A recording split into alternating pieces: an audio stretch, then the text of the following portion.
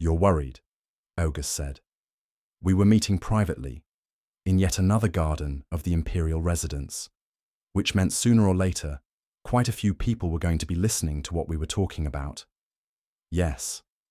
The numbers do not add up, I said.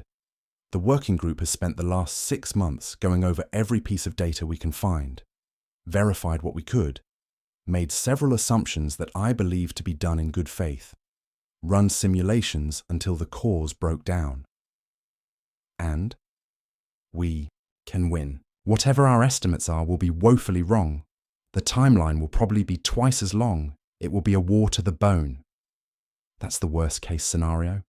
No, the worst case scenario is that we get bogged down fighting them, find ourselves spread thin and face massive internal troubles, up to and including the dissolution of the state.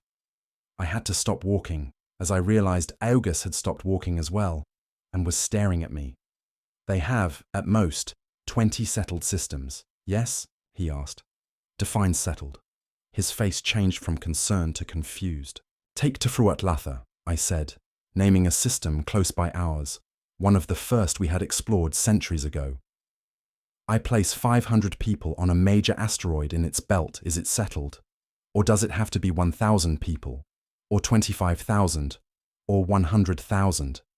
Remember, early on, when we discovered they were exploring systems everyone knew were dead. He nodded, briefly. Dead because why? There wasn't a planet capable of supporting life. But what if you could take a planet in that system and make it habitable? And until then, you built orbitals and hollowed out other celestial bodies. The Lovelock engines, he whispered, eyes widening in shock. Follow me, he said, gesturing. It wasn't a long walk, but it took me to a portion of the palace I'd never been in before. There were several checkpoints were breezed through until the soldiers manning them started looking and taking their jobs a lot more seriously. We didn't speak to anyone, other than the guards when required. The room we finally went into had a door on it that must have been a foot thick, and when I crossed the threshold, all of the devices I had me buzzed once, then went silent, a sign that whatever local networks they were connected to was no longer the case. Explain, he said, sitting down at a spare metal that dominated the room. We never did Lovelock engines, at least not for long, from the research I can find. Internal looked through its records, and a couple of 100 years ago, when we incorporated the Astanathari, they had a couple of planets they were used on. When they were done, after about 50 years, they were disassembled. When we were looking at the data we had at the time, that information, the Terrans had 7, and that just in their home system. We hacked the garnered central system, found the original recordings of the Terran home system, and then found out that the same vessel that recorded those images went to 4 other systems in the Alliance at the time. They had 11 other Lovelock engines running, but that's not the amazing thing. August sat, waiting for me to continue. The last verifiable data we have from an outside source is 40 years old.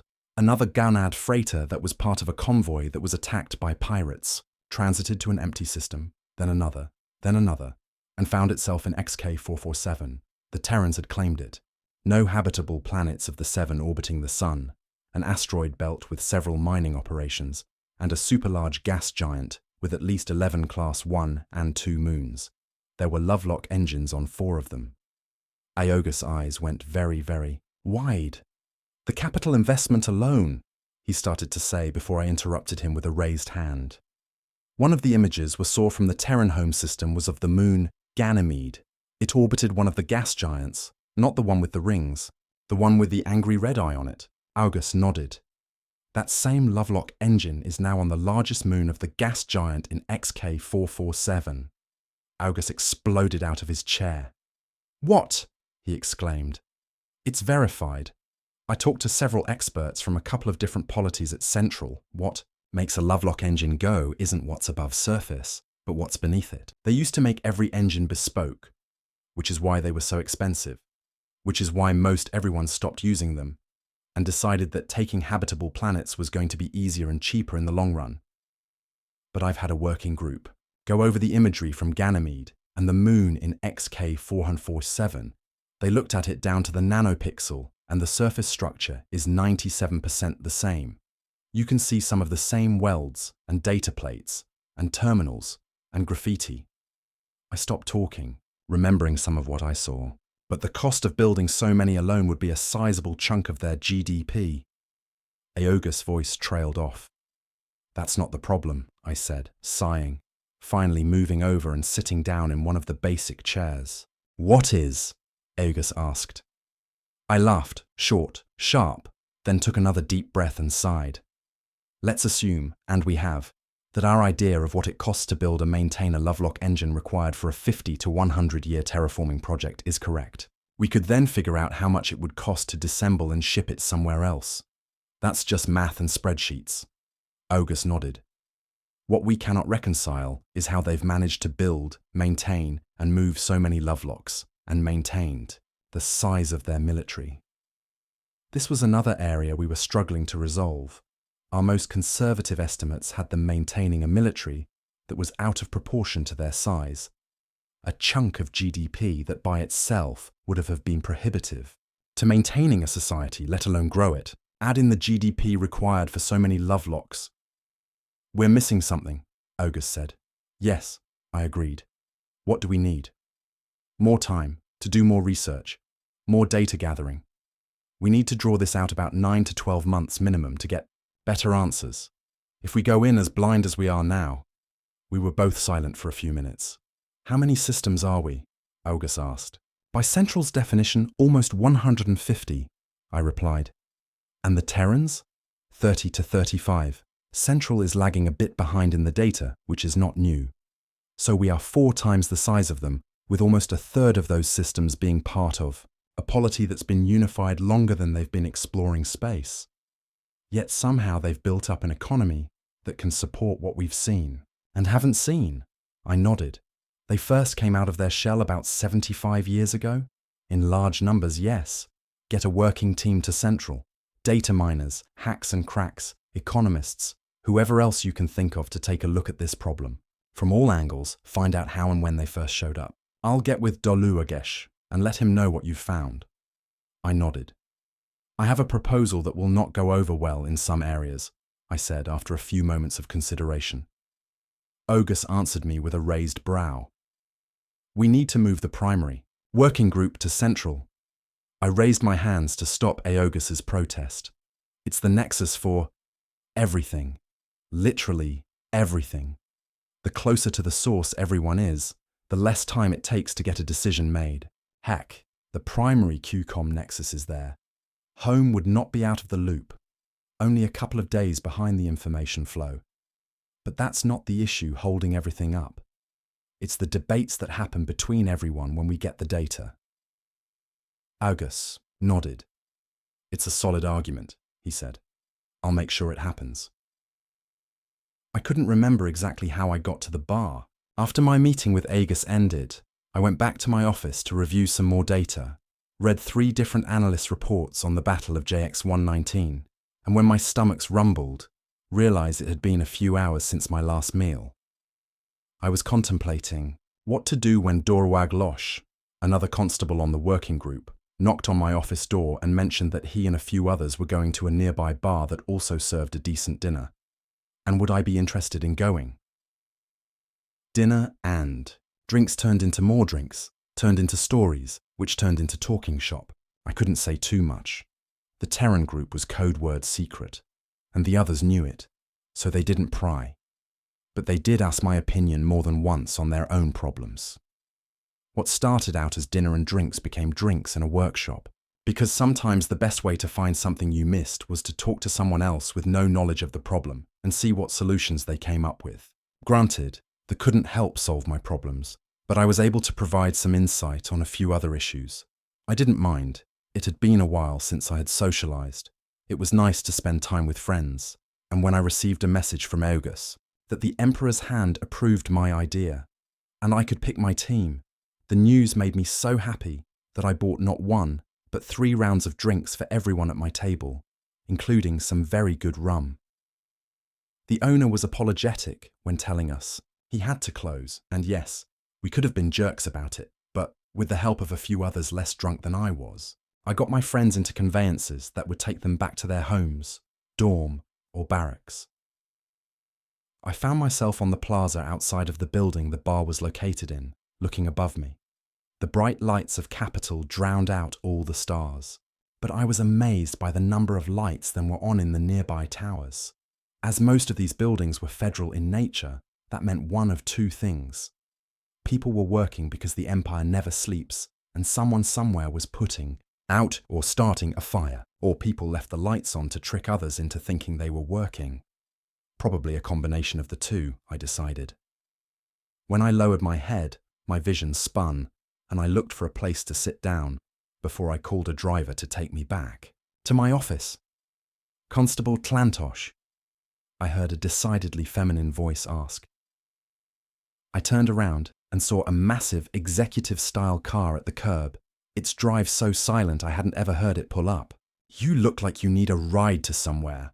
I blinked and finally saw who was addressing me. Jacorench, Marquess Le Chaelthra, second oldest daughter of Grand Senator the Duke of Xlena Aish, looking quite fetching in her evening outfit and makeup. I sobered up almost instantly. 3 weeks later. "You're daydreaming again," I heard a voice say. I shook my head. "No, I'm tired of the sound my head makes when banging against the wall." "Anything new?" "A skirmish in KXA-129, in the unclaimed region between the Srenesh and the Hemari, Task Force 217, and what's been tentatively identified as Bharatavarshan naval units. We jumped in. They were at a transit on the other side. They jumped out.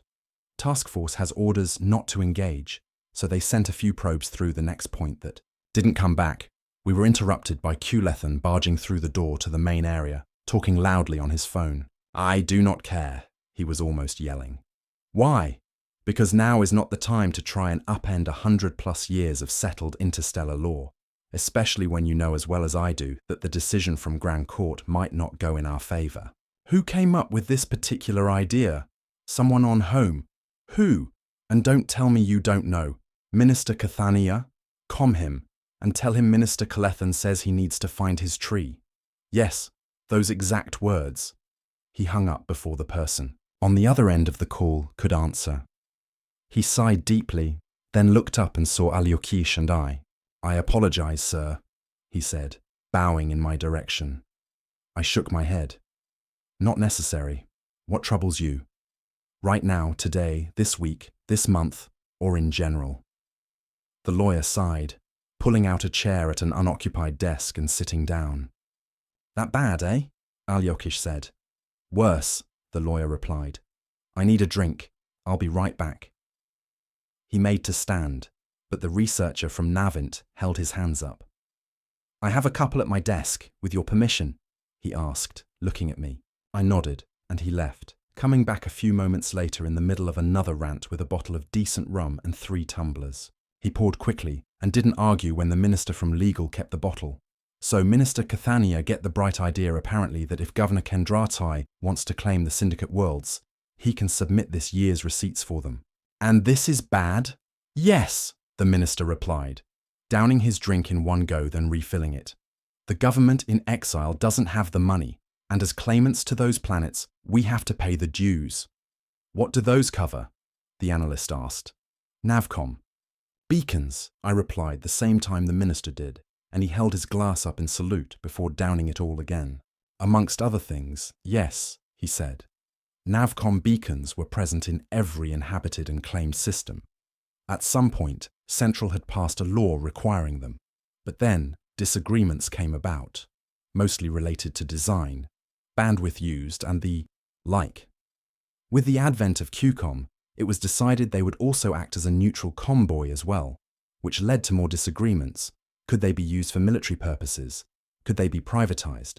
And after one particularly nasty conflict about 100 years ago, were they viable military targets? What happened, in a fit of competence, was that Central voted on and passed a bill that said there had to be a standard design for Navcom buoys, that each system claimed by a polity had to have one at each transit point, that they would be maintained and operated by a business entity set up by Central, and that the funds for this new business would be provided by each planet submitting its fees to whichever polity it belonged to, and they would forward them to Central, which would then be used to pay for everything. And, to the surprise of many, it worked most of the time. NavCorp turned a slight profit every year, kept the system maintained, and was generally well operated and run. Those systems or polities had their own version which, for the most part, worked well with NavCorp. Those polities that didn't have or use them, you tended to avoid, or they wouldn't let you in. Exhibit A, the RV. But it was amazing what can happen when your costs are mostly fixed. NavCorp turned a profit almost every year. So what's the issue? Alyokhish asked. If you and I both claim a house on home, and we both submit property taxes for it, who owns it? Who has the deed? We both do, the minister replied. Alyokhish made to answer, then stopped. Exactly, the minister said. We've claimed the syndicate worlds. We are administering them, with the goal to incorporate them into the empire. Despite Governor Kendrati's claims to the contrary, his declarations and the syndicate government in exile have no legal authority, unless Central accepts his money for maintaining the buoy, because it's the home systems owner that pays those fees. So if Minister Cathania were to get his way and not have the empire pay, Governor Kendrati could pay, and once Central accepted the fees, he would have a legal claim to the systems. Really? Yes, he'd have a receipt from NavCorp, telling Central that the owner of Gunide was the syndicate exile government. Could he raise the money? I asked. Easily, the minister replied, especially once some of our other, not friends, knew what it was going for. There's actually legal precedent from about 100 years ago. Really? We both asked. The minister nodded. There was a Kayethi Multistellar, Aurigius Limited, that despite its name was perhaps the second largest company in the Kayethi kingdom. They had essentially bought planets owned by other polities by buying more than 50% of the land on the planet, some of it by quite dubious means. And I say that as an admirer. How so? I asked. Let's say I offered to sell you the North Polar cap of home at an imperial credit an acre. Would you buy it? I shook my head. It's a polar wasteland. Anything mineral has already been exploited. There's nothing there. Except it's 27% of the landmass of home, the minister replied. And any decent multistellar could figure out a way to buy the other 24%, right? Alyokhish coughed on his drink, and I looked at the minister, eyes wide. Anyhow, there was a smaller polity, the Gruinari, who had 5 or 6 planets the multistellar had offices on and essentially ran. Then one year, the Gruinari only send Central fees for the planets they own. NavCorp shows up and starts shutting down the beacons until they get payment, and the Gruinari say, go talk to Aurigius, who now find themselves in a bind because there is a case working its way through the court system that as the majority landowner of Planet X, they are in fact the de facto owner and can do with it what they want, so they can't claim the Gruinari owe the fees.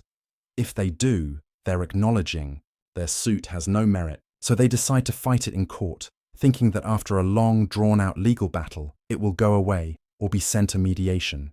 Except 13 years later, the case ends up in front of the Galactic Supreme Court, and then, in what can only be described as karma, they win their lawsuit saying that because of land ownership, they own the planets. Then they lose because now they owe 13 years, times 5 planets of NavCorp fees, plus 13 years of penalty fees for non-payment, compounded, which amounted to just about 80% of their net worth when it was all said and done. Aurigius paid the fines. They had to, or they would lose their galactic license. Then they had to sell assets off to try and stay liquid, which meant selling the land back, sometimes at a huge loss, which meant that they lost control of the planets they claimed. Then they went out of business. Some multistellar from the Sranesh bought their remains, kept what they wanted to, and sold the rest off. So, if the governor and exile government present a receipt that they've paid those fees, it's a legal claim to ownership of the system, Alyokhish asked. The minister nodded. There have been some novel legal theories tried over the years to circumvent or overturn that decision. Minister Cathania thought he had a new idea, but the man hasn't had an original thought the last 20 or so years, hence he needs to go find his tree. I don't know what that means, Alyokhish said. Minister Kulethan filled his tumbler again, then looked at it before drinking it in a long gulp. It means, he said, that somewhere on home is a tree that provides the oxygen Minister Cathania breathes.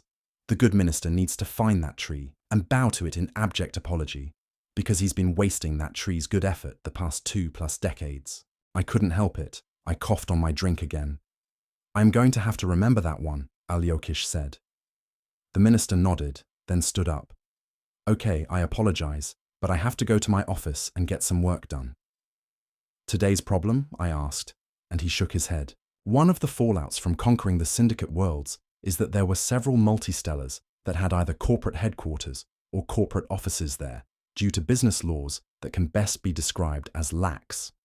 If they want to do business within the Empire now, which is a given, they have to sell their foreign interests. The Empire doesn't do multistellars.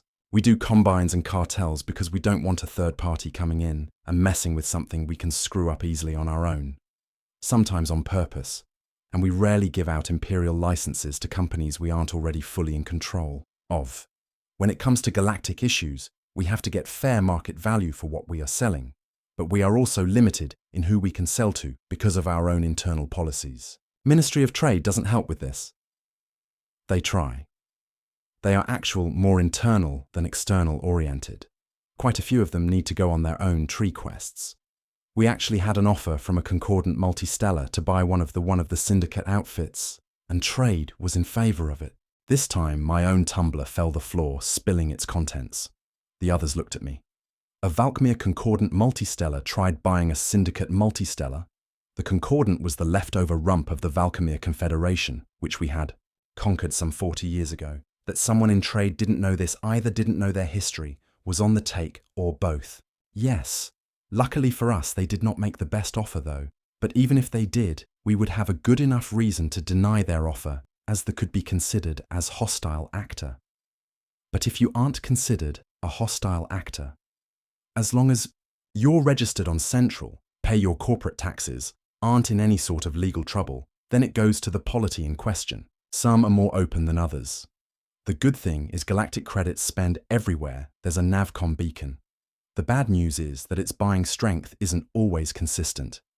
Each polity usually has its own script or legal tender, usually. If they are in something close to decent financial health is backed by something tangible, PGMs for the most part.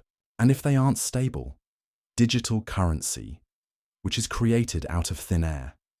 That's the second worst option in my opinion. The worst? I asked. If you see a script backed by the full faith and credit of whomever, run, do not walk away and demand galactic credits at a minimum. So a polity can have the HQ for a multistellar in it, and that multistellar can own a business in any other polity that lets it, as long as it abides by that polity's rules. Alyosha made it sound like a statement more than a question. The minister nodded. For the most part, yes. There's other issues at play, but what you describe is correct. And these corporations have to register at Central, eventually. And they can get large, I asked. Economics was well outside my wheelhouse, something I was quickly beginning to realize was a failing. Clan Tosh, I've seen org charts for multistellars that are 500 years old that make the Ministry of Wars look organized and sane. Are there multistellars headquartered in the Terran Alliance? Maybe. Probably. Yes, but you'd have to go through. The minister stopped talking and looked at me. Then he stood up, straightening out his suit. He finished his tumbler and threw it against the wall, where it shattered. "Curse the nine hells!" he all but yelled, then walked over and grabbed the bottle from a clearly shocked Alyosha, thanking him with a smile and turning around, headed back towards the main door. "Where are you going?" "To find my God's cursed tree." The minister knew how to slam a door quite well. "I can't believe we missed this." "Assumptions are the root of all fuck-ups," Alyosha said softly, looking at the chart as well. "This is one multistellar?" I was looking at a massive chart on the wall. Terra was in the center, with Mars, Ganymede, Titan and several other orbitals listed. Then it branched out to the rest of the Alliance. then neighboring systems, and so on, until the wear lines going back and forth. Subsidiaries of subsidiaries of subsidiaries of subsidiaries of subsidiaries that owned a slice of each other and other companies. My head started to hurt. This is the smallest multistellar I could find in 3 months of research, Minister Kulethan. My eyes hurt just looking at it, Alyokhish said. My head hurts just knowing there are others that are larger and more complex, Minister Kulethan replied. They did this in less than 200 years, the legal minister nodded. To be fair, they were a multinational. They just expanded when their opportunities did. This makes up how much of their GDP? Quite a bit. And this is them not being as ruthless and cutthroat as they could be. Apparently they have a saying, a good deal is one where both parties walk away feeling like they've both been screwed. I knew what they meant. Linguistics had been busy the past few months. Part of me wanted to chuckle. The other part kept looking at the org chart and sighed. And this is just the American Union. Oh, they all have their own variations.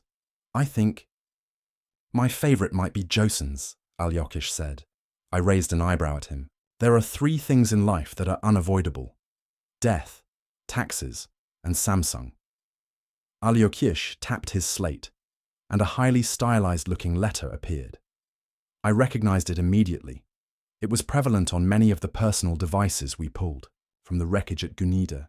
Cueloth curse thee, I muttered. They already have a market share here and they don't even realize it.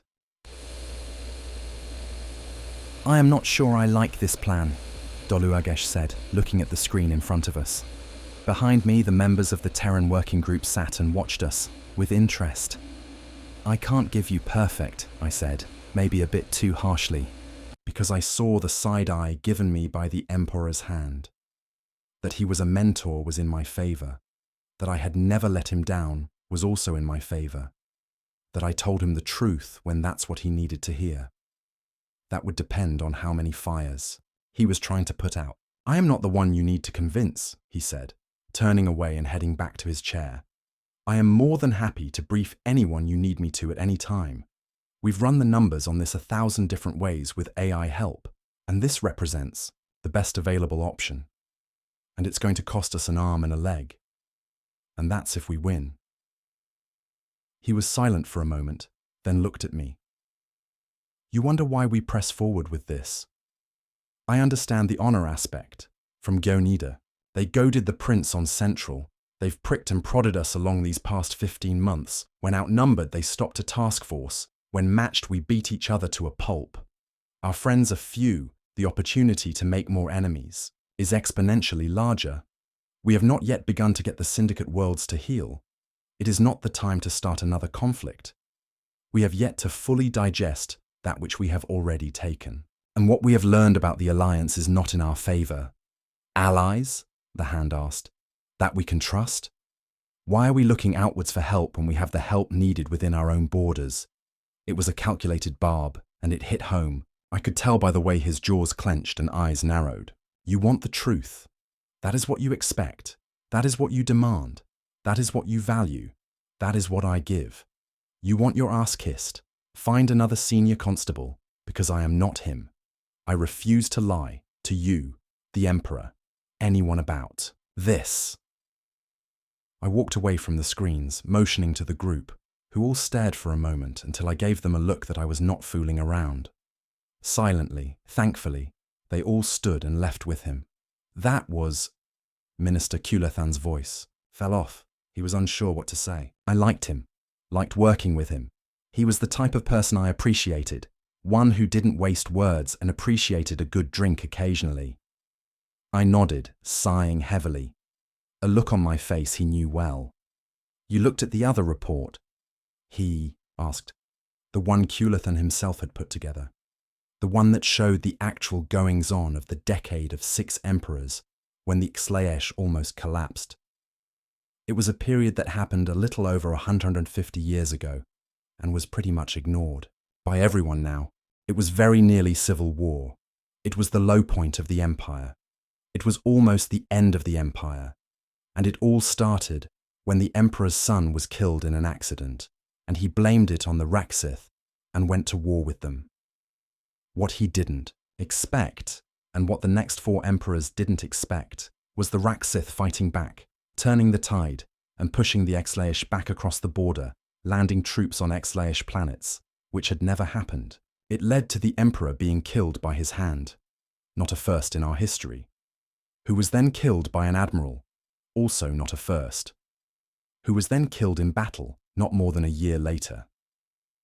Then his senior officer went back home to claim the crown, and found another politician had already claimed it when the news of the emperor's death was made. Those two each claimed the throne, started issuing orders, killing people who didn't listen, until the admiral overthrew the politician, whose name has been all but erased from the records, put about 500 heads on pikes outside the palace walls, and started getting the house in order. And he was doing a good job until he started going insane. PTSD and a fear of shadows will do that to any person, really. Things began to change when the Raksith admiral responsible for the successes was killed, and their forces essentially fell apart. The sixth emperor, who had started the war as a battleship captain, then found himself promoted by the others until he was warfather, killed the fifth emperor after the emperor tried to have him killed for disobeying orders that were never issued. He then spent a year getting the various Exlaish noble houses in order, with quite a few heads on display at the main palace gates, reorganizing the military, opening the ranks up to different castes, and then launching an assault on the Raksith worlds that took almost 7 years to complete. This left the Raksith destroyed, with most of their population dead or sold into chattel slavery, and the empire on the verge of collapse. But Chishtengeloya the Great again went to work, pulled the empire back from the brink, this time with fewer heads outside the gate, married the daughter of Grand Duke Walaershel, and 22 years later, died peacefully in his sleep, his 18-year-old son named Emperor. He ruled almost 3 decades, ending the chattel slavery, easing the caste restrictions, and conquering the Alice's systems, before dying in one of the many Srenesh Flower War battles. His son ruled about another 30 years, also before dying, in battle, and today his great-great-great-grandson sat on the throne. Sish Lengava was not a bad man, but he wasn't exactly a good leader. Childless after 10 years, he had been forced to send his first wife, whom he loved so much he ignored the palace concubines, off to seclusion. When he had his first child with his new wife, Prince Rata Egla, his first wife killed herself, jumping off the cliffs. His unhappy marriage produced 3 more sons and a daughter, before he stopped seeing his second wife at all, instead becoming a hermit inside his own palace, swayed by one friendly voice 1 month, another friendly voice, another month, and so on. The power the royal family wielded, personal and political, was being eaten away from the inside out. Factions, usually vocal but never influential, were soon both. Long-established imperial norms were being challenged, and while some of them looked to be for the benefit of the empire, too many were for the benefit of those proposing them. Culethan mentioned it to me. Over drinks one night, his father was a history professor and had mentioned more than once that while it may not repeat, it certainly rhymed, but when he pressed, his father refused to answer.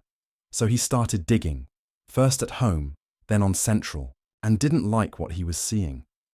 Then he put together a paper, an actual physical paper he handwrote, notes and all, and gave it to me. It kept me up for a few days, if I am being honest. When do you make your case? Day after tomorrow. I'll be waiting to hear from you when you get done, he said, raising his glass in salute.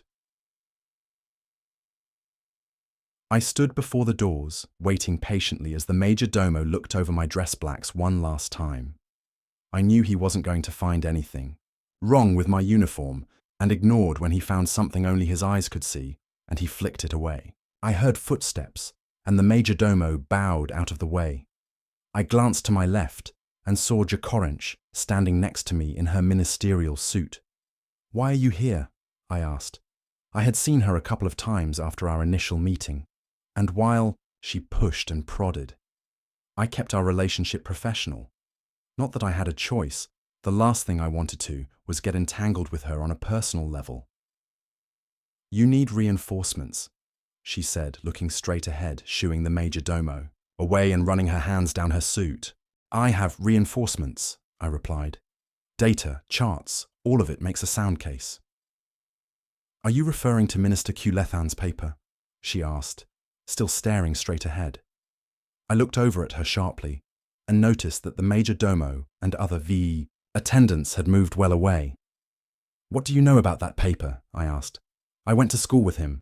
He came to me for help with a section on the Rolth integration, then talked to him when we are done here, I said, anger tinging my voice. I can't, Tlantosh. She finally tuned to look at me, and I saw the wetness in her eyes. He's dead. Everyone he talked to about it is either dead or missing. Except you and me. What? How? The doors in front of us opened. Let those who seek audience with His Majesty enter, an unseen voice called out. I looked down the hallway, past the chairs, to see a crowd at the end. The Emperor, his eldest son, a few ministers, of various ranks. Sitting on the benches, near the stairs to the dais the Emperor sat on, sat Grand Senator the Duke of Selina Kesh and Admiral Joel Kesh, who saw us and smiled, a toothy smile that didn't reach his eyes, and was full of malice. Because at the end of the day, she said, not looking at me, a father loves his daughter. I was still looking at her when she stepped forward, and the soldier in me took over, and we marched down the aisle, the doors shutting behind us. Declaring war was a formality. The only thing odd about it was the Hexrithnia Confederacy declared war on the Sphexan hierarchy in the same session. But as they were about 1,000 light years from where we weren't worried about it. The process was simple. The appointed representative stood up, made a proclamation to the speaker that a state of war existed between the two polities. Some documentation was filed, and that was that. The universe spun on. A week later, the Terran Alliance hit our supply depot at SX-421. We had built it to help prosecute the Duways against the Syndicate. The Alliance fleet, identified later as being from the Peng Huang Chao, jumped in, destroyed the picket line of drones, which gave the defenders 6 or so hours to prepare. What they did not expect were fusion drive-assisted asteroids screaming in from the second belt. Yes, they had main armaments and secondaries and point defense, but once a mass that large gets moving, you need something very big to destroy it, or you get out of its way. From the wreckage we recovered, they literally took a destroyer-sized ship that was 75% engines and reactor mass, soft crashed them onto the celestial bodies, attached them via couplers and other methods, then set the programming, turned the engines on, and left. They had enough of them that even the stations with the ability to adjust their orbits were overwhelmed. They destroyed every single orbital in the system. Warehouses, stations, hydroponics. The only thing that escaped were several scientific stations in the belt, most likely because they didn't know about them. In less than a day's worth of battle, the Alliance had already put a severe crimp in the Warfather's plans. To say he was not best pleased was an understatement. I was reassigned. A promotion on paper anyways. When I went to say goodbye to Dolu Agesh, I was informed by the person manning the door he was unavailable. I knew what that meant. I had never treated him like a patron. I valued his friendship, his feedback. I thought he had valued my forthrightness and support. And he had, until it no longer served his purpose. Aogus sent me a message to keep my head down and walk straight and narrow. I told him where he could stick the bottle of rum I had bought him. 18 months of my life, not wasted, but thrown away by people who were unwilling or afraid to see what was going on in front of them, willing to deny reality, they claimed. It must not be, so therefore it must not be. When did we fall so far? I didn't want to think about it. Doing so made me mad, and I was authorized to use force anywhere up to and including palace grounds. Dolu Agesh had not revoked that. I was sitting on the bridge, ignoring the sounds around me, thinking of my last few hours on home, when all of a sudden the comms were alive and warnings were blaring. "Is it a transit?" asked Vice Admiral Shugra asked. I didn't know him too well, by reputation really. But being one of the few Rolth officers in the fleet, and one of the few non-race flag officers in the fleet with a command, his reputation was very good. His presence here was a much for good. Home press as it was to have a reliable officer watch the front door, and who could be blamed if something hit the fan. No, sir. We have a detonation, multiple nuclear detonations on the planet. I stood up and looked at the display. The bright dots showing where the explosions had occurred were all over the planet. The bridge became a lot more active, as officers and ratings became a lot more interested in their panels. Any communication from Orbital 1? The executive officer asked. About 20 minutes had gone by, and there was no traffic from the planet. Not yet, sir, the comms officer said. We're 3 hours away, the admiral said, looking over at the comms officer. We should have heard something by now. Is it possible these explosions 3 hours old? It could be, Admiral, the comm officer replied. Then maybe you out to take a look at the lifeline platforms back to the planet, the admiral boomed. Rolth are a shorter, squatter species than the race, but they have 5 lungs, and when they use them all, you feel it. QCOM arrays were huge. They had to be to generate the power required to send messages, and communications without them were laggy at best, but someone somewhere found that you could string pulse stations in an array, and while not FTL, it was pretty close, so when something happened planetside 3 hours away, you should have been able to find out in under 20 minutes. Sir, the platforms are all reporting 100%. I don't know why they delay is... I don't know why. Maybe it was the events of the past few weeks coming to a head, seeing the Warfather's sneer as the Emperor shot down my team's proposal, Dolu Agish's refusal to even see me, or somehow communicate to me what was going on. My sidearm boomed on the enclosed space, and the comm officer's cranium found itself splattered all over the console. Everyone stopped what they were doing and stared at me. Contact the comm officer in secondary, I said to Noon in particular. Tell him he has 15 minutes to find out what's going on with the lifeline platforms, or he will be joining his superior officer. Noon moved. Now! I yelled. Everyone, well, almost everyone jumped, except the Admiral. Constable Lekemeth, he said forcefully, dragging my attention to him. My office, now. He turned and walked away from me. I had 2 choices, shoot him in the back or follow. I chose to follow, but I didn't holster my sidearm until I was inside the doorway. Explain yourself, Constable, the Admiral said after sitting down behind a beautifully crafted desk. It was very much out of place in an otherwise austere room. The painting of the Emperor was on the far wall, looking down on us. You know why I am here? I asked after a few moments of silence. He sat back, in front of him on his portly belly. I do, he replied, to the extent that I know you got on the wrong side of the Grand Duke and lost your patron. But TF-327 has long been considered a punishment detail. You aren't here because you did something right. I don't have a patron, I replied, and he rewarded me with a toothy chuckle. You served with the Emperor's hand for almost a decade. You're a fool if you don't think he helped get you where you were. And believe me, I know exactly where you were, and I know where you are now. He was silent for a moment, regarding me with bright eyes. Constables are an odd lot. Internal security, essentially, with extrajudicial police powers on any race property. They are on. But no one starts in the constabulary. You started in the army, yes? I nodded. Academy. I shook my head. My dad was an engineer, my mother a teacher. I joined as an enlisted, spent 5 years as that, applied to OCS, was accepted, served 4 years as a subaltern in special warfare, and then was recruited into internal security. By Aogus, he asked, and I looked up at him. He's a friend, the Admiral replied. I nodded. And what do you think of the coming conflict? He asked. Speak truthfully, I insist. I looked at him. I could arrest him for any one of 100 made-up charges and make them stick. I could shoot him and probably get away with it. But, I don't know, something about him. The way things are set up now, we can win and destroy ourselves in the process. We should have waited a decade, if not longer, to get the Syndicate worlds to heal, then gone after the Alliance. I do not know why the Grand Duke and his party are so insistent on fighting another major conflict so soon, after we just fought one, especially against an enemy who is so far away.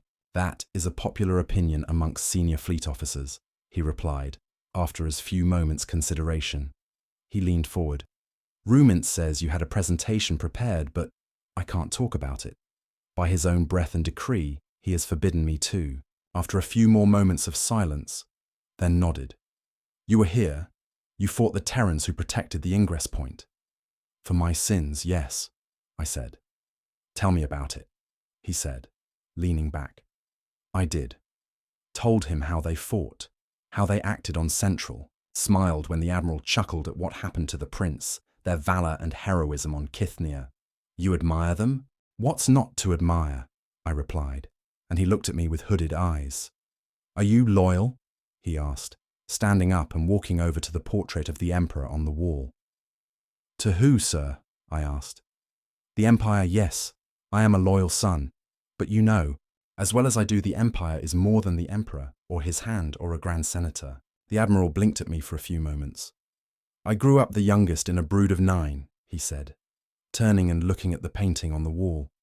My father was an astrogator in the Rolth Merchant Marine, on the Augusta. He turned around to see me react to this news. The Augusta was the command ship for a convoy that jumped into the Regis system and found the remains of the battle there. Between Admiral the Prince Chvesili and the fleet the Rolth had been hiding for a counterattack. They Rolth were losing the conflict. They knew it, but they could still cause a great deal of damage.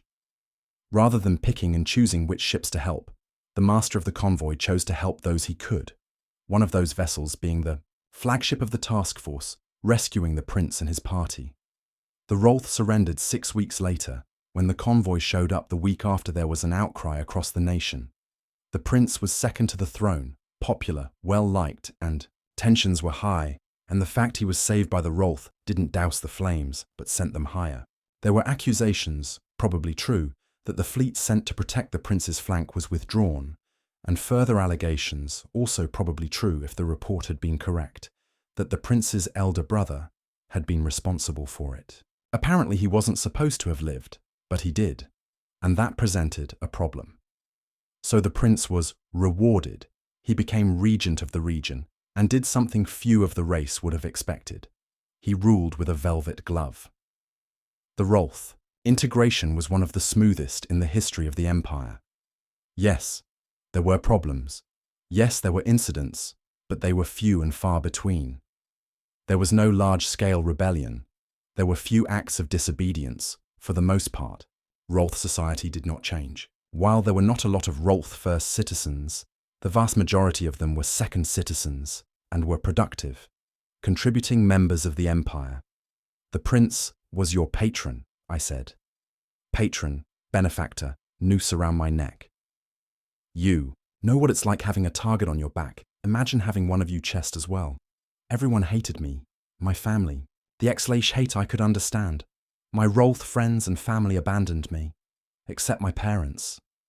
I was the first Rolth to join the Imperial Academy, the first to graduate. Then I was assigned a bunch of different menial backwater jobs. I was a laundry officer on an orbital for 3 years.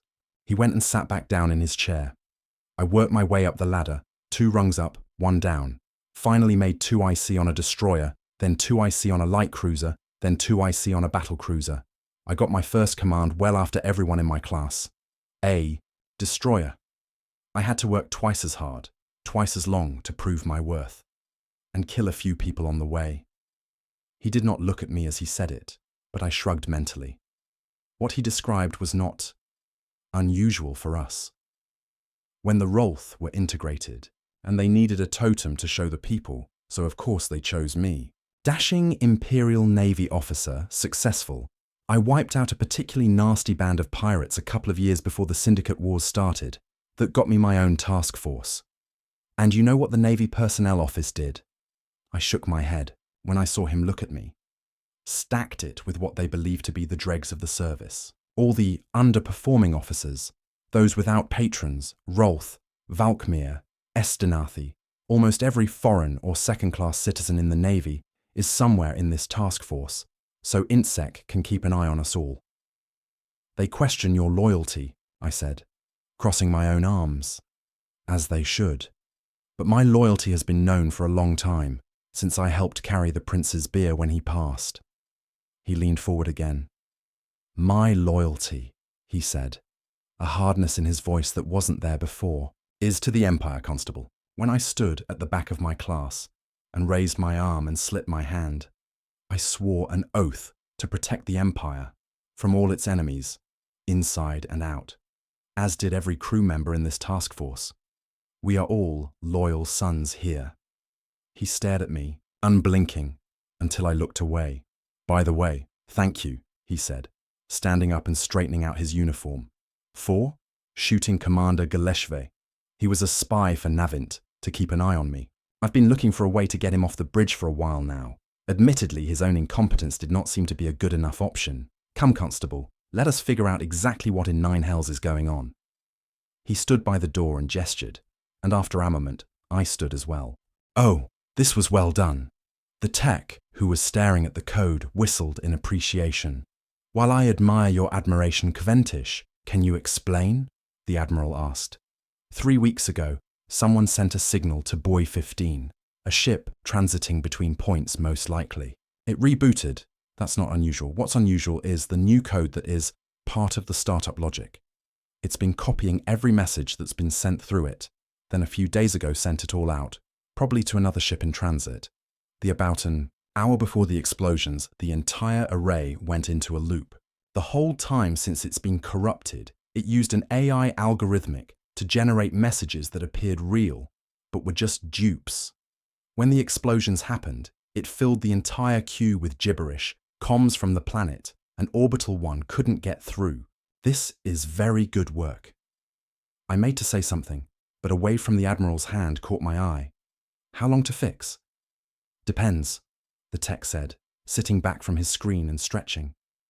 The best way would be to pull the core from one of the beacons, install a new one, write clean code to it, then use it to remotely wipe the other platforms and rewrite their code. And we can't do that because we might not have all the requisite parts on hand. We're low on the priority list for parts and supplies here, Constable. I did not have a lot of experience with the Estinathi, but I knew they were a very straightforward race. And the second best way? Format and reboot. But the problem is, they corrupted the code. They may have also corrupted the boot sectors as well. We may be formatting just to write bad code to it again. We'll have to pull the code out and go through it line by line. AI help? I asked. The tech snorted. Yes and no. I'll use it, but I prefer to check it with the 4 eyes here, he said, pointing to his face. That bad? AI is as smart as the people who educated it, Constable. Trust but verify. Someone's chrono beeped. Sir, it's time, the exec said.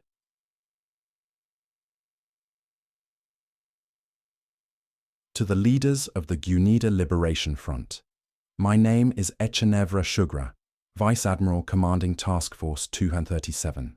I am a loyal son of the Exlaesh Empire, as are all the officers you see around me. Your revolution had failed. The offensive you launched has been defeated by General Chketsia's troops. Detonating more nuclear weapons, attacking more of our troops, attacking more of your own people, will not aid in your campaign. You have lost. You lost 2 years ago. You've lost almost every engagement since. This past week was your last gasp. What leadership you have left may believe that the hostages you hold are a bargaining chip, and they are, but not for your planet's release from the Empire. No matter what Governor Kendrati says, no matter what the exile government does, they are not here to help you. They cannot assist you. In the months since the peace, all they have given you are empty words, promises of hope. That hope died the moment the first nuclear device was detonated. I swear to you. The Admiral pulled his not-so-ceremonial dagger from its sheath and slit his hand, squeezing his fist until the blood could be seen running down his arm. Those of you that surrender will not be killed. You will be tried. You will be sentenced. You will be exiled to another planet in the sector. I beg of you, take this offer. You have 2 hours to reply. The transmission ended. An hour and 50 minutes later, the comms officer jerked in his seat. Sir, he said. The Admiral pointed at the hollow bowl. A few seconds later, it came to life. Are you the traitor Admiral Sugra? The syndicate man asked. He was wounded, arm bandaged, bleeding at the head. Unoriginal, but yes. Then, this is our answer to your demand. The camera panned back to where a group of ex-Laish citizens were sitting, surrounded by armed guards. Several were women, a clutch of who wore very fine clothes. The governor's wife and family, most of his sons and daughters. Gunfire erupted, screams blood, bodies diving to cover others. The bridge was quiet. Withdraw your fleet. Withdraw your troops. Return the syndicate's worlds to their rightful leaders. As the leader was still making his demands, the admiral looked to the side and made a motion with his hand. Do you have anything of substance to add? He finally asked, interrupting the syndicate on the other end of the comms, who sputtered to a stop. The Empire has given you multiple chances since the peace. I gave you chance almost 2 hours ago. Your actions just now have removed any further chances you might have had. Tonight, I will weep for those who threw it all away. Behind the man, an alarm started. Then voices raised. What you can't, the revolutionary said. Watch your families die. Watch your world die, Admiral Shrugger said. Voice hard, face set. Go to the 9 hells knowing this was your choice. The first KEW had hit about 100 kilometers away, the next about 15 seconds later and 20 kilometers closer.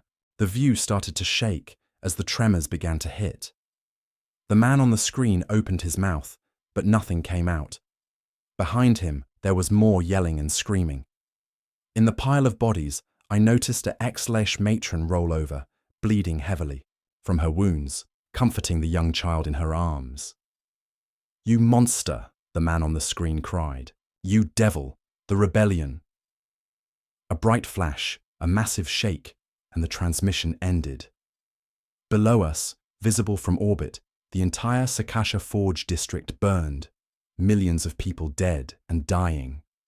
Captain, the Admiral said, addressing the commander of the flagship, take us back to Station 1. Preparations for escort duty? We will have everything finalized for you tomorrow morning by breakfast, sir, the captain replied. Thank you, the Admiral said, leaving the bridge. It was very quiet for a long time. The Admiral's quarters were buried deep in the ship.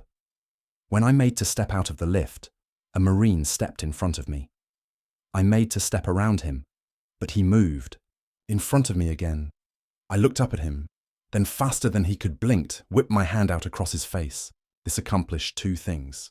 It distracted him, and gave my arm enough momentum to display the collapsible stun stick I carried on my forearm.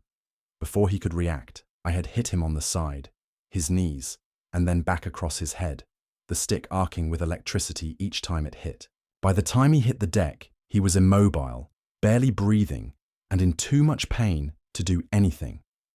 I leaned over and pulled his sidearm out of its holster, ejected the power supply, took the spare, and put it on the deck, then collapsed the baton back.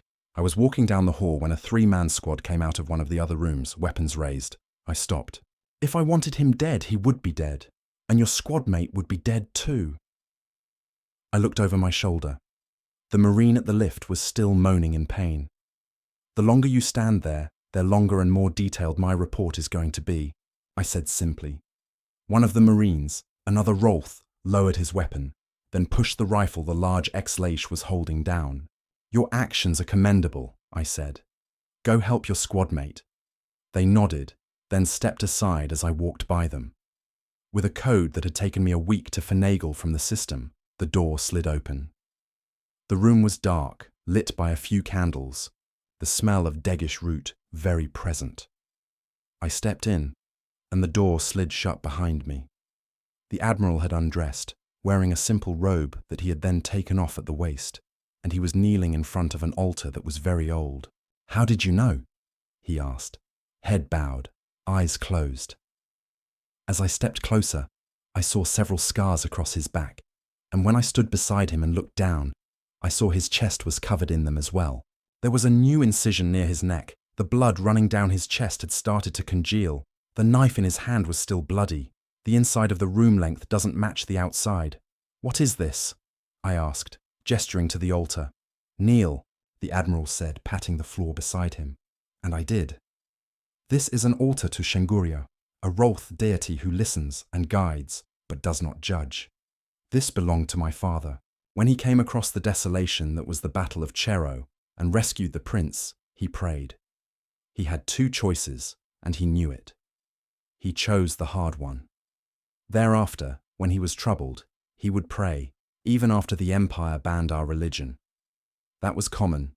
We ex-Laesh don't do religion. Oh, we have curses and demons, but a great mystical being who sees and controls all.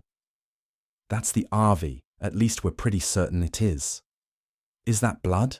I asked, looking at one of the candle holder that radiated out from the central part of the altar. Yes, the first time you pray, you leave your blood on it. The next time you pray, the deity will know you. These are family heirlooms. This one is almost 300 years old. Grandfather's blood is there, he said, pointing it to an arm. My father's. Mine. Who's in between you and your father? I asked. I expected him to answer an older brother. I knew. He had 5. The princes, he said, head bowed, eyes closed. He put his hands on his knees, then leaned forward, touched his head to the floor 3 times, then sat back up. Did you read my report? I asked. As I spoke, I took off my over-tunic, unbuttoned the utility shirt I was wearing, and shrugged it off my shoulders, removing the baton and knife I had on my arms. Which one? About the Terrans on Kithnia 4. Yes, unredacted. You had a singular experience, one many envy. Srenesh memories aren't shared with outsiders as a rule. I sat quietly for a moment, then picked up my knife. I slit my hand, leaned forward, and wiped it on the same candle holder the prince had. At the end, in the tunnel, Kenneth prayed. I looked it up. It's called the Lord's Prayer. It's central to one of the major religions the Terrans have. One deity being worshipped so many ways is... It's many things, especially when you consider how much blood they spilled over it, I replied. Stranger is that there are 2 different, primary versions, from 2 different people who were both there when first uttered. There is a lot in those words: honor, respect, trust, forgiveness, mercy and grace, protection from evil, all for the glory of a being who may not even exist. You admire him, the Terran in the passageway. What's to hate? The man lost his family, lost his home, fought not just for himself, but his friends, and was ready to die for them. If that's not honorable, I don't know what is. Anyone in the Empire should and would be in favor of such a thing. Indeed, many of us endeavor to do the same. I believe if you or I was to die the same way, protecting our friends, our families, fellow soldiers and sailors, that would be right, and worthy, and remembered. Yes, the Admiral said. And no. He was silent for a moment. He gestured at the scars on his body. Each of these represents a decision I have made since joining the Empire. Not decisions I regret, but decision I was forced to make. I do not ask for forgiveness, but understanding. You regret ordering the strike earlier. No, he said simply, eyes still closed. I regret they did not take my offer. I would have honored it had they accepted. In fact, I would have sent them to the exiles. Agitating them into action before they would be truly ready would only be to our benefit in the long run. I regret the collateral damage I inflicted. The factories, forges, and workforce will be hard to replace, especially with the war underway. I ask for the understanding of my decisions, and that if they are the wrong ones, I will punish accordingly. There was a long silence between us. What if where you are right now is a punishment? I asked, and the Admiral responded with a barking laugh. Oh, it is. I am well aware of that, but it is not for the reasons you think. He stood up, blew the candles out one by one, and after shrugging his robe back on, went to a panel and hit a few buttons.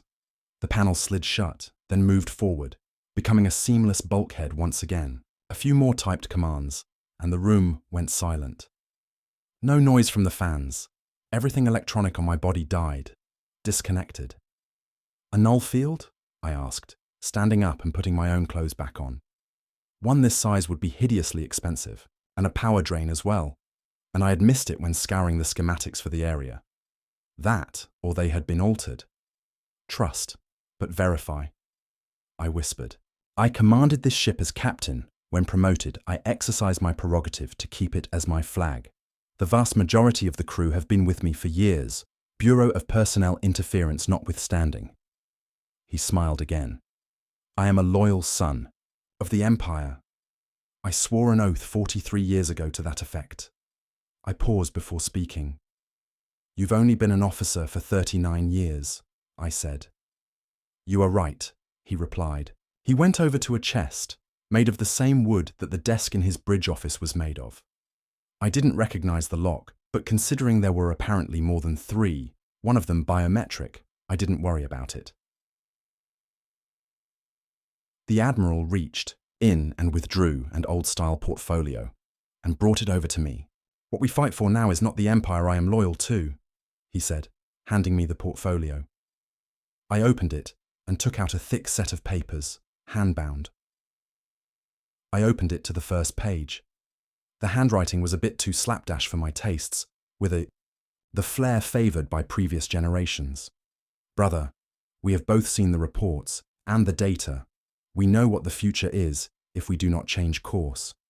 What shall we do to stop this decline, to reverse it, to make the Empire the envy of the sector and ultimately the known universe? Together we can chart this course, and under your wise rule, achieve greatness. I look forward to our next meeting. It was signed Tika Versketh. That's not a name the average citizen of the race would know, but it was the birth name of First Prince Chish Vesili, regent of the Rolth domains, younger brother to the Emperor, Tshvangla. Ingress! Astrogation yelled a bit too loudly. One moment the transit was empty, the next it was filled with thousands of missiles, which sped off in all directions, exploding most of the mines at the point. A few seconds later, the vanguard jumped in, and if they were surprised by the task force elements close, they reacted with alacrity, spreading out in all directions swiftly. What we did not expect were nearly 20 capital-sized ships jumping in next. About half vomited hundreds of missiles, then moved away faster than any capital ship I have seen. The others opened up with huge kinetic rounds, which destroyed almost half the heavy cruiser and battle cruisers at the edge of the transit area that had been deployed as the quick reaction blocking force. The remaining ships reacted swiftly, pulling back towards the rest of the task force. IDs? Asked Admiral, sitting in his command chair, looking at the holobowl in front of him. Seidlitz-class battle cruisers, Shire-class heavy cruisers, Iron Duke-class battleships. European Union, Intel said. Any syndicate ships with them? Not at this time. The battle became almost perfunctory. They took the jump point. We took losses and withdrew. They followed, but not too closely, afraid of being pulled into a trap or ambush. Then a ship, a destroyer, jumped in and sent out a secure comm, and about 10 minutes later, every Terran ship turned and retreated.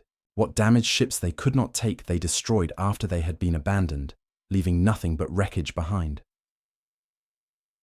An hour later, we're in a fleet briefing. Those task force commanders who couldn't come by person attending holographically.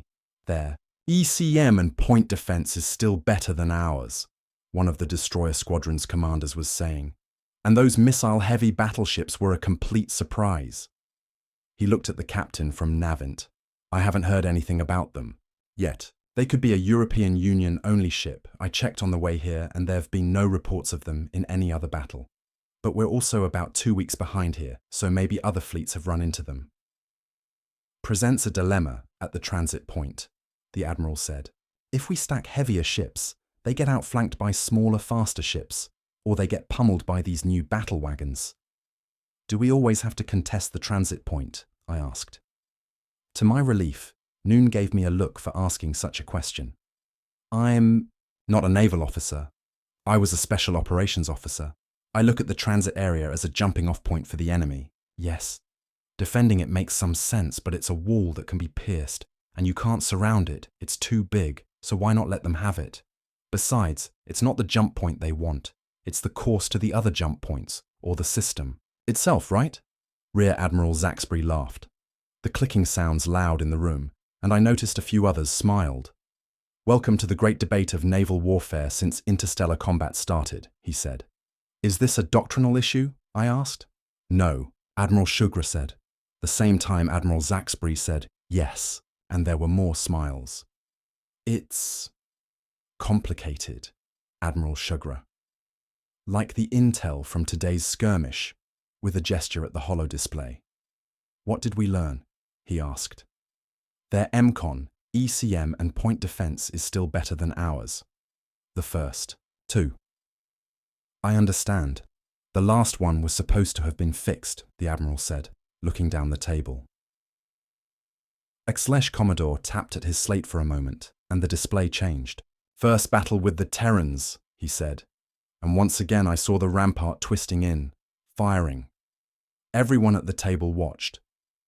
First part of the engagement today, he said, and the battle shifted again, and we saw the missiles launch from the battleships.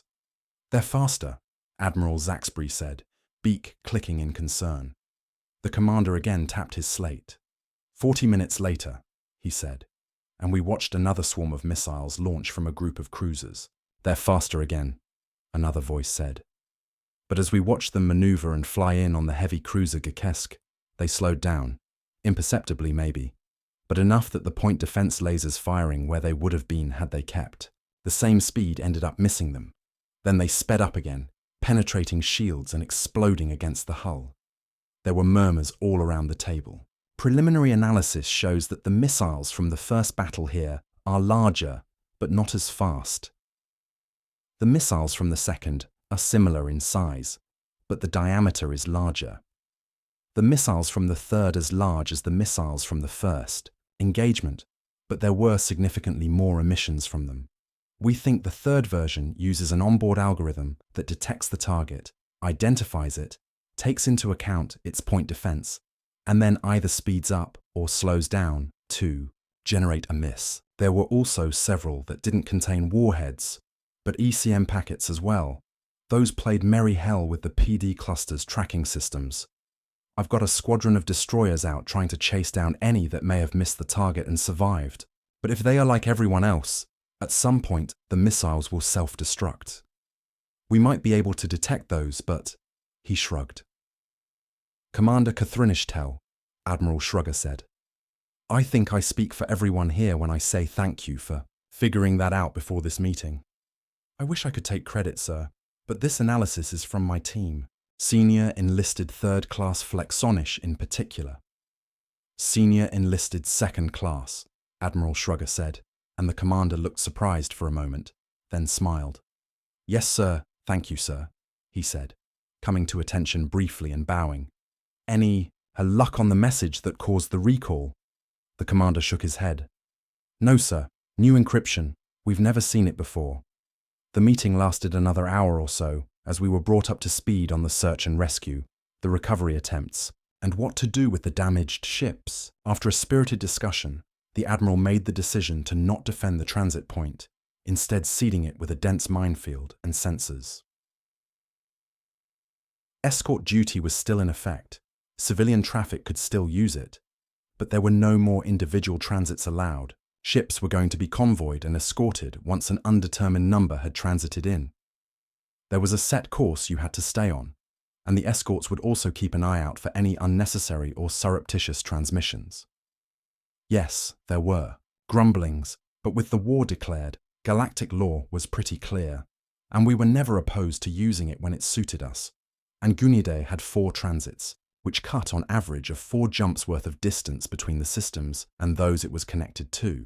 And not matter what sort of political philosophy you followed, at the end of the day, profits mattered. A week later, we found out why they had retreated. Contrary to popular belief, coordinating over interstellar distances is easy. Be at these coordinates at this time and execute Plan A. It usually starts to fall apart when you execute Plan A, but every once in a while the stars align and everything goes according to plan. Task Force 119 entered Cygni Tau 17, expecting to find a Terran task force, and for once the stars aligned, there was a Terran fleet there. They formed up and maneuvered out to meet TF-119. Then TF-226 transited in from Echo Alea 127 and moved to the jump point. It destroyed the Navcom buoy, an unfortunate hazard of war. We'd write them a check and rebuild it to make up for our mistake. Then once a blocking force was established, the rest of the task force moved in. The fleet we encountered was from the Russian Federation, and they fought to the last ship. We think the admiral commanding the Terran fleet was killed early, in one of the first battleships destroyed, as their coordination afterwards was not the same. The weight of numbers was soon telling, but even when pounded to scrap metal, if they had a weapon, they fired it. If they had maneuverability, they aimed at our ships. 1. A heavily damaged cruiser, a floating hulk really, suddenly, powered on, accelerated as quickly as it could, and suicided into the battleship Admiral Christhelis was on, severely damaging it. What started as a battle turned into a slugfest and then a slaughter. None of the Russian ships surrendered. All were destroyed. However, instead of consolidating his forces, waiting for resupply and repair, the admiral transferred his flag, consolidated the two task forces together, and jumped into Cygni Tau 16, and found scattered elements of another Russian Federation fleet already retreating out. He gave chase, but after several ships were destroyed by a very stealthy minefield, and initial probes sent into Cygni Tau 15 showed a sizable fleet, he took up a defensive position in the system. The Terran's flank was substantially weaker. Cygni Tau 17 was a choke point, with 16 being the only possible retreat, but 16 had 4 transits, several of which paralleled the Terran's flank.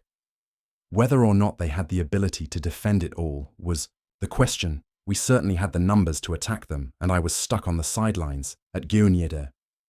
It was going to be a long war. Hey everyone, if you enjoy these epic HFY stories, don't forget to subscribe, hit the like button, and drop a comment below to let us know your favorite part or what stories you'd love to hear next. Your support keeps the channel growing and the stories coming. Thanks for being part of this channel.